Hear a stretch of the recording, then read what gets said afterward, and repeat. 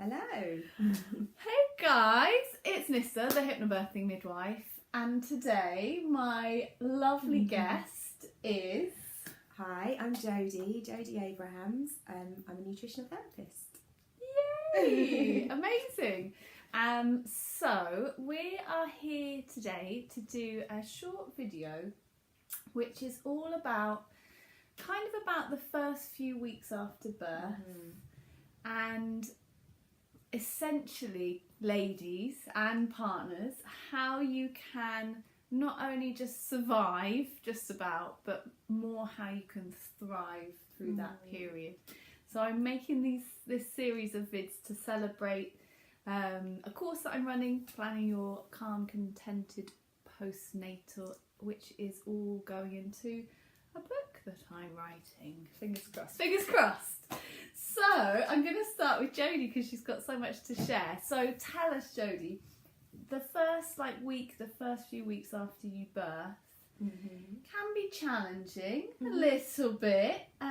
Probably lots of the parents watching or mums and dads watching might not have kids already, so they might not fully know what that's going to be like. It's going to be amazing, guys. It's going to be amazing. Yeah, it is going to be amazing. Might be quite tired. Yeah, there's a lot going on, right? There's a lot going on. So depending on what kind of birth you've had, depending on how you're feeding your baby, there's a lot of variables really. Yes. So you might be recovering from surgery, you might be bruised or have stitches. You're likely to be quite tired. You probably haven't had much sleep. So yeah, and there's huge hormonal changes that happen following birth. So what we want to do nutrition wise is make sure that you're just really well nourished and that you're eating the kinds of food that are going to support your body to heal. If you're breastfeeding, that are going to support your milk production and that whole process, and that are going to really support your nervous system so that when you do have the chance to sleep, you're getting some good quality sleep. God, that sounds amazing.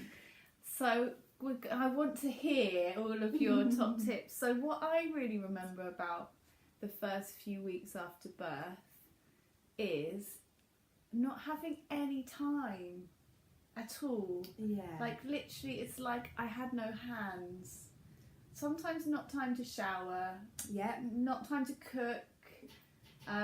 I ended up eating a lot of toast. Yes. That's what I remember. Yeah.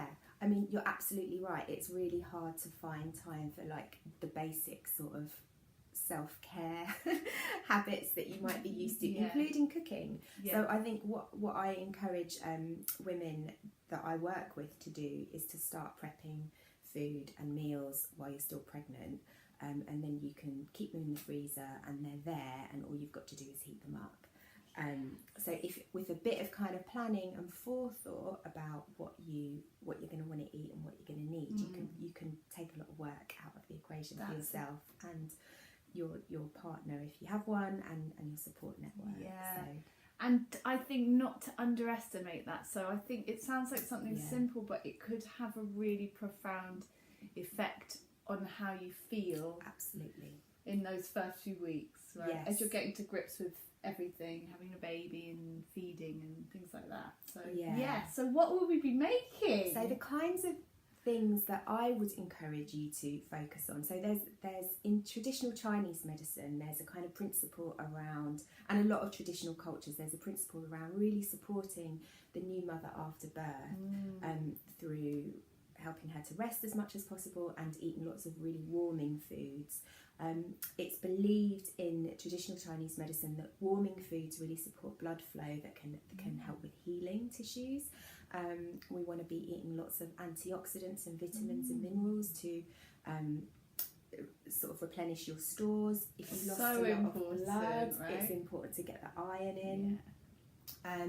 And also we really want to focus on foods that are going to support a more stable energy release. So things like toast, for example, one of the reasons why we might lean towards those foods is because we want carbs, we want energy, and because they're easy.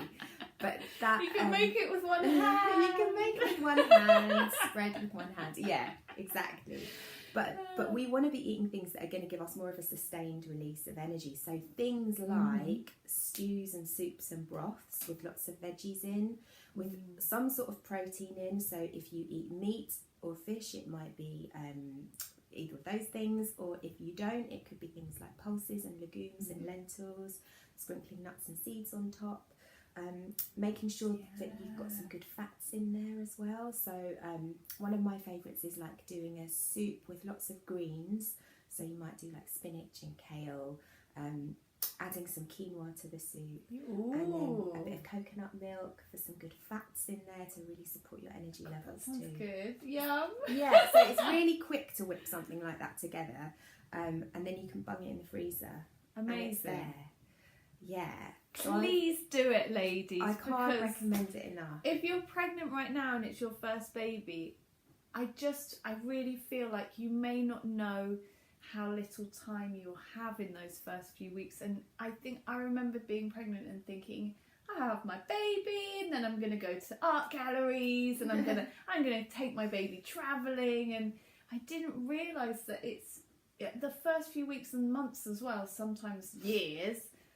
You're very much, home based. Yeah. And it's challenging to get out and in the same way as Yeah. before. And I think it's a different way of thinking about it, because you're home based, but you don't have time to do the things that you might ordinarily do when you're at home. Yeah. Like cook That's or clean or Key point. Yeah. Wash. Yeah. Chill. But it's still wonderful. It is. It is amazing. Yeah, I think that's a really great tip. I love that. Oh, have you got any other nuggets? We're only doing a short vid later, but any other crackers? So another thing that I think it's worth thinking about is your gut health following birth. So if you have had a birth where you've needed some analgesic drugs like painkillers, or if you have needed antibiotics during or following birth, what you want to do is try and support your gut to replenish all the beneficial bacteria that it may have lost from those things, which sometimes are completely necessary, and you do them and they're the right thing to do, but we just want to support the gut. How afterwards. interesting. I've not thought about that before. Yeah, so our gut health can be compromised by a whole bunch of things, but really getting foods in that are going to support the growth of beneficial bacteria, support the gut lining to be strong and well functioning, because it also has a knock-on effect on your immune system. And unfortunately, postnatally, women are quite susceptible to infections. So things like mastitis is quite common. Maybe getting a little infection in your stitches. We want to just really bolster the immune system. Make Just sure feeling knackered. just being tired. Exactly. That's going to knock the stuffing out of you a bit. So if you can include probiotic foods, so things like sauerkraut, if you like it, live yogurt is like the most accessible for a lot of people. Easy. Probiotic food. Things like kimchi, kefir, if you like it, if you eat it, and also prebiotic foods. So these are the foods that encourage the good bacteria to grow, and they are things like What are they? I don't know what garlic, they are. onions, leeks, Okay. Jerusalem artichokes. So stick all of those things into your soups and broths and your nice warming meals that you're eating. Brilliant. Yeah. That's a really great tip. I didn't know that at all. Oh, that's amazing. Yeah. Oh. God, I've got something to think about now. Prebiotic foods. We're going to stop. I think the thing with us, Jodie, is we could talk forever. Yeah. And, we're just doing a short one. Tell everyone where they can find your amazing workshops and your services as well. Yeah, so my website is jodieabrahams.com, and on there you'll find details of my consultation plans, and I also have a nutrition and lifestyle tips section and a recipe section. So there are lots of recipes on there that would be ideal for the postnatal period, and most of my events you can find details of. Probably the best place is Instagram, and I'm _Jodie Abrahams. I really recommend checking out the events. So we did one together. It was last year now, because we're in 2018, and it was so lush, ladies. If you're pregnant, it's very affordable. You get a little bit of different things, or even you do postnatal ones as well. Yeah. Just just not pregnancy related as well. Just women's health in general. But amazing. And we'll see you again soon. Yeah. Bye, guys. Bye.